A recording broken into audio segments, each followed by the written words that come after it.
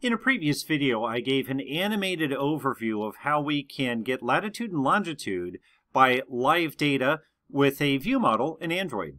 In this video, we're going to do the implementation, and I will occasionally refer back to this animation as we walk through it. We're going to start by adding some permissions, and then we're going to create the LocationLiveData, then the Android ViewModel, and then we're going to update the user interface. Let's start by adding permissions. For location data, we can request one of two permissions. One is access course location, which means we just get a rough idea of where the user is without any kind of preciseness on where exactly the user is. The other permission we can request is find location, which means we have a more accurate idea of where the user is, say on a specific street with access find location, as opposed to in a city with access course location. Now, one trick. If we request access find location, we also must request access course location. That's an easy change. Let's now create our LiveData. I'm going to navigate to root, right-click, new, Kotlin class file, and we'll call this LocationLiveData, and we'll make it a class. Remember what LiveData is. It's data that can change, and we can watch it change, and we can react to it. We've typically used this through mutable LiveData, but now we're creating our own LiveData subclass that's specific to location. So let's say LocationLiveData. This one's going to need to know about our application, so let's create a constructor that has a parameter of type context, and the variable will be named context. So context is a class or a type that can tell us about our application, like the private directory where it lives. An activity automatically has context or extends from context. So this will just tell us a little bit about what we can do with our application. And then we're going to have this extend LiveData, and we need to give it a type as well. So let's create a DTO that represents the data that we want to collect. I have not created this DTO yet, but let me go ahead and declare it here, and then we'll create it. Android Studio knows it doesn't exist, so Alt-Enter, and I will say create class location details. Extract a separate file, and destination package. Because this is going to be a data class, I'm going to put it in the DTO subpackage. And now let's make it a true data class, and we'll give it two parameters, longitude and latitude. Now back to our LocationLiveData, and we see that the LiveData type has now resolved the location details generic. It is telling us we need a constructor for this, so let's go ahead and put on the parentheses, and now we can work within this class. LiveData has two important functions that we can override and will be useful to us as we're looking at GPS data. The first function is called onActive, which means we have at least one observer or at least one component that's looking at us. And then the next one is onInactive, which means we don't have anything looking at us. In the onActive, we can get the last known location of the device. We need to have a fused location client, so let's declare that up above. So Location Services is a class that we'll get with the Google Map libraries. Let's go ahead and do an Alt-Enter and take a look at this. I have not added the dependencies for Google Locations, and Android Studio figures that out and gives me an option to go ahead and add that. So I add that. Now you also notice that we can invoke this getFusedLocationProvider, but we have to give it a context which tells us about our application. So that's why we had to make this special LiveData class that accepts context, so that we could pass it into this getFusedLocationProvider client. And then that will give us back a fused location client, which we can use to get the last known location. You see now, since I've added that dependency, it takes a few moments to work through and do a Gradle build. And once that completes, everything resolves and we don't have red lines. So let's go ahead and try to get the last known location in onActive. You see there's a last location property, and then we simply add an onSuccess listener. And inside of that, we use location also to handle any nullability issues. And then we can pass this to another function. Let's call this new function setLocationData. This function does not yet exist, so let's do Alt-Enter and create the function. From here, we're simply going to create a location details object. Remember, that's the data class we made just a few moments ago. Now, why am I converting to string, by the way? Well, one thing I found is that a lot of times we get GPS in a floating point type like double or float, and there's this thing called floating point arithmetic where when we do math on a floating point type, there are some inaccuracies involved. Think about 1/3. You can't represent that in a finite memory location because it's 0.3 continuous. That's an analogy for what goes on with floating point arithmetic. So for latitude and longitude, because those things to the right of the decimal point are significant, typically I will go ahead and store them as strings.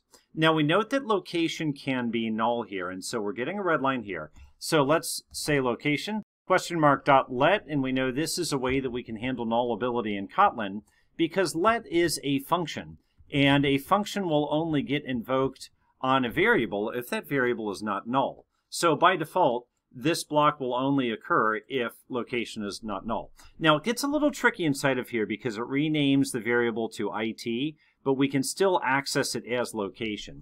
Just to make things very clear, let's rename IT to location. Same behavior, just a bit more clear. Now that we have the location details object, what do we do with it? Well, remember that we are in a class that is subclassing LiveData, and LiveData is data that can change and be observed for when it changes. The data that changes and can be observed is stored in an attribute called value, and we are inheriting that attribute into our subclass. So, every time setLocation data is invoked, every time we get a new GPS location, it's going to invoke this function, create a brand new location details object, and assign that to value, which is an attribute of our superclass.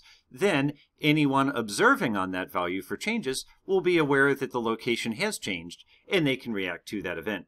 Also up above, I have a kind of funny red line, and it's going to tell me that I need some permission before I can do this operation. Well, the trick is I'm not in a user interface class, so I cannot prompt for permission here. I have to make sure that the activity prompts for permission. But I can still add a permission check, and you see it is a bit of typing, so it's easiest if we just go ahead and let the IDE handle it for us. So it's going to say, okay, if we don't have the permission we need, simply return. If we do have the permission we need, we're going to go ahead and move on to this location. Now, you see it needs a context object for this check self permission. Remember, context tells us about our application. An activity class, by default, extends from context. So if we're in an activity, we already have that. But we're not in an activity. We are in a LocationLiveData, and it's a class that we're making that extends from LiveData. But there again, remember we want to pass in that context object from whoever's calling this. And that's so that we can use that same context from wherever it came from, an activity or whatever else, in a situation like this. So I simply replace this with context, and once again the red lines go away. The onActive function is a good place to start location updates, so let's invoke a new function with that name. As we work through this, we're going to see some additional things that we're going to need in this LiveData class. Let's start by accessing the fused location client variable we created up above, and simply request location updates.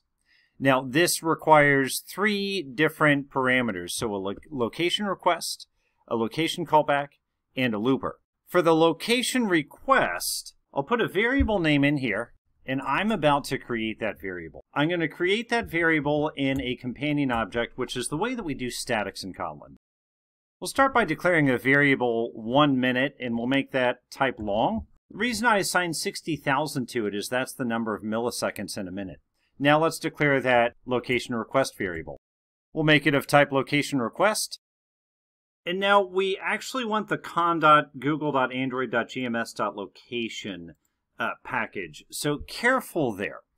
Now we're going to use the create factory method on location request to create a new object. And after we create a new object, we're going to use the apply scope function so that we can set a few parameters here. Interval of 1 minute is how frequently we are going to ask for GPS location. Fastest interval is 1 minute divided by 4, which means effectively every 15 seconds we are willing to accept a location update, and that location update will typically come from another app on our device. And we're going to say priority high accuracy. So these are some settings that I have found have been useful when I'm GPSing plants. It takes me about a minute to walk from one plant to another and enter the details, so 1 minute seems like a good interval. And when I'm GPSing a specific plant, I want to know specifically where it is, not just roughly where it is, so high accuracy is important to me. So note that we now have the location request. The next thing we need is a location callback, which is something that gets invoked when we hear back from the location. So we'll do a very similar process as we did before. I'll define the variable here, and then I will create it down below. I'm going to assign it to an object, which means basically we're just creating an object in real time here. And we'll have that object extend from location callback. And then we need to override the onLocationResult function. Let's give this a bit of a better name. Now, let's say locationResult, and then use the Elvis operator. Remember how the Elvis operator works. It's a default if we have a null variable to the left. So in other words, if this variable is not null, we'll get that variable back. If it is null, it's going to do whatever is to the right of the Elvis operator, which in this case we're simply going to say return, which will terminate the method. At this point, we know when we're on line 64, we have a valid location result. So we do a simple for loop, and then we can simply take this and we can punt it over to the setLocationData function that we made earlier. So now start location updates, we have location request, we have location callback, and the last thing we need is something called a looper.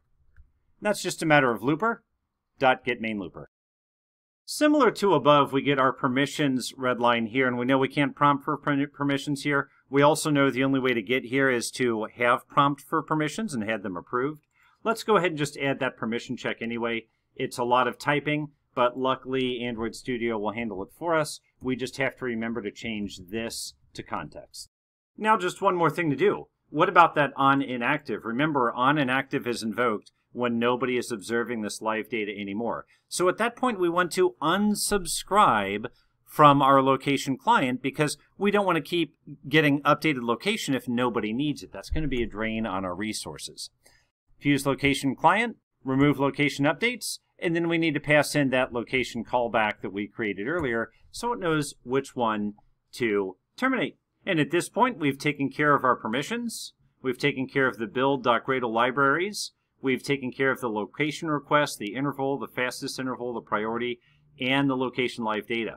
So the next thing that we need to make is a small view model that's going to invoke this LocationLiveData, and then we need to wire it up to our user interface. Now remember, the view model is going to create our LocationLiveData object, and for that it needs to pass in a context.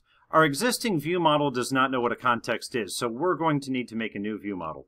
I'll navigate back to my project and go to the root package and say new Kotlin class.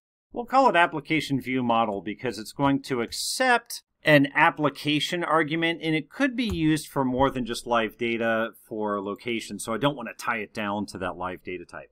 So class ApplicationViewModel, we'll have it accept an application, and that will extend from Android ViewModel, which also needs application. So we'll pass that up to the Android ViewModel constructor. Let's organize imports. And looks like I missed a colon here, so just to be clear on what's going on, creating a new class, ApplicationViewModel, and we're having extend from Android ViewModel, and import Android ViewModel. This class is going to be fairly lightweight. First, we need to get a hard reference to our LocationLiveData, and then let's make a getter for this because it's private.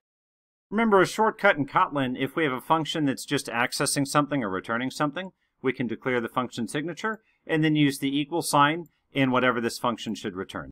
Let's make a function to start location updates. I've gone to my LocationLiveData and I realized that I have start location updates as a function, but it's private, so it cannot be accessed from my view model, so I'm going to switch that to internal. So that completes our live data. It also completes our application view model. You see the red line goes away. That was actually fairly straightforward. Now let's consider how we can integrate this into our activity. First of all, we have a new view model, so we have to make it available to the activity. So I've gone to AppModules.kt, which is where Koin is defined, and I'm going to create a new view model instance for our view model. Let's take a look at a few things here. First, we have the view model construction with the open and close curly. Then I reference the constructor for the application view model that we just created.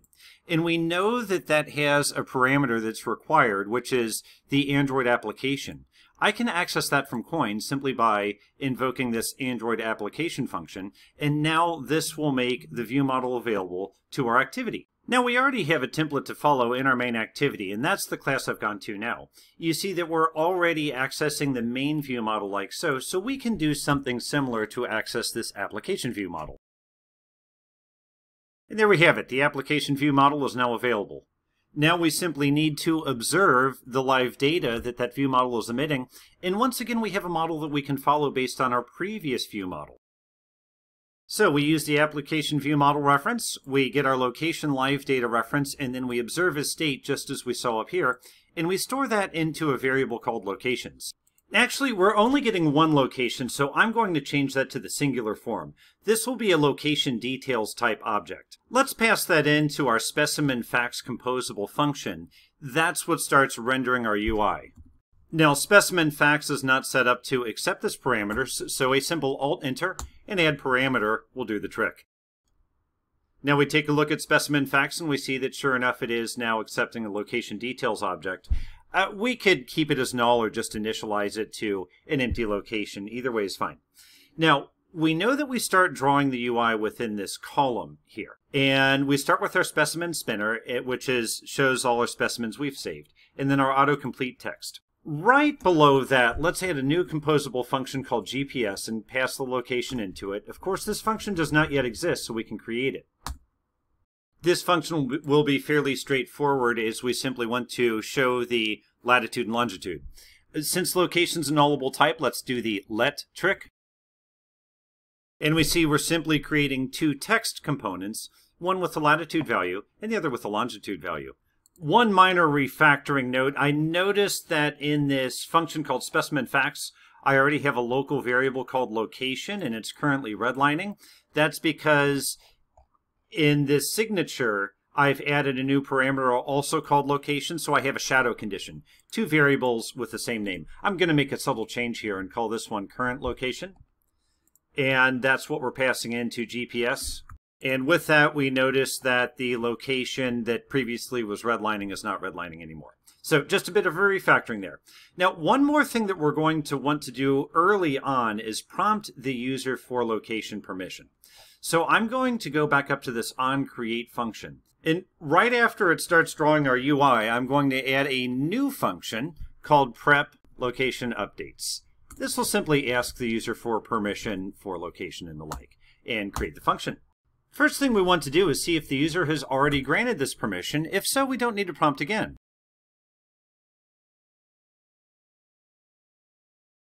So first of all, context compat check self permission, and then we say manifest permission access find location equals permission granted. If that's the case, then the user has already granted this permission, and we're going to invoke a new function called request location updates. Inside of request location updates, we're going to invoke ApplicationViewModel and then start location updates. Let's remember what that does. Start location updates delegates down to our live data. It again checks for permission.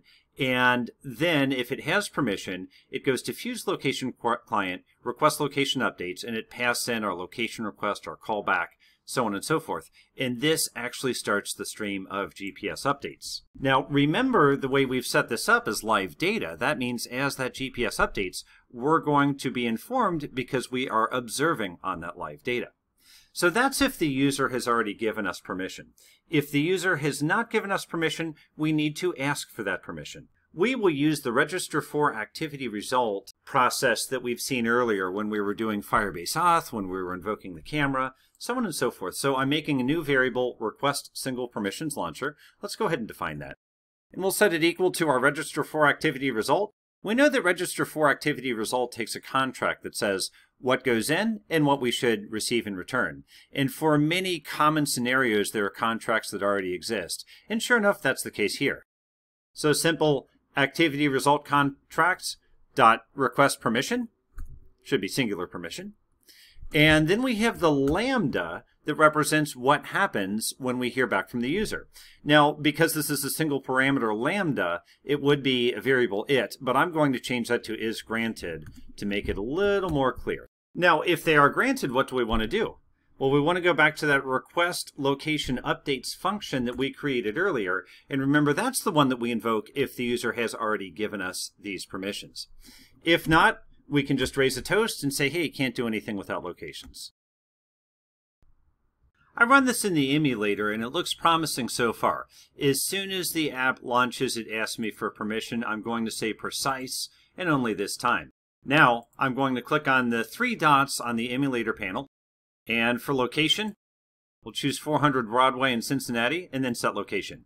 And take a look. You notice that we have latitude and longitude up here in this box here. Now, actually, as I look at it, I'm probably going to, after the video, I'm going to move that above plant name because it kind of feels weird. This is not editable, but plant name is, so we'll keep those things together, but I'll do that off the video. Let me change this address now to, let's go with 1000 Sycamore Street. Remember a couple of these numbers here that you see, 67 and 75. And after about a minute, it updated to 33 and 75. And now I'm setting the location to 1200 Ray Street in Cincinnati. And after about a minute, we'll see those change again. Now, I've started this in the debugger, so let's go ahead and set some breakpoints. After choosing 1200 Ray Street and waiting about a minute, I see a breakpoint has hit. And we can see that the location is 39.108 latitude, minus 84.51 longitude. Once again, look at our emulator, and you'll notice that it ends with 33 and 75. So when this sequence finishes, we should see those two update to the numbers that I have here. I'm going to walk through this, but I also want to point out that I have put a breakpoint in the GPS Composable function, which should be alerted when the live data changes because it's observing on that live data. So let's go ahead and step over. The location's not null, so it should go into our let, and it should update the value. Now, that's a function, so when I stepped over, it actually just skipped over that. But nonetheless, trust me, it did execute. And I will go ahead and say run to cursor.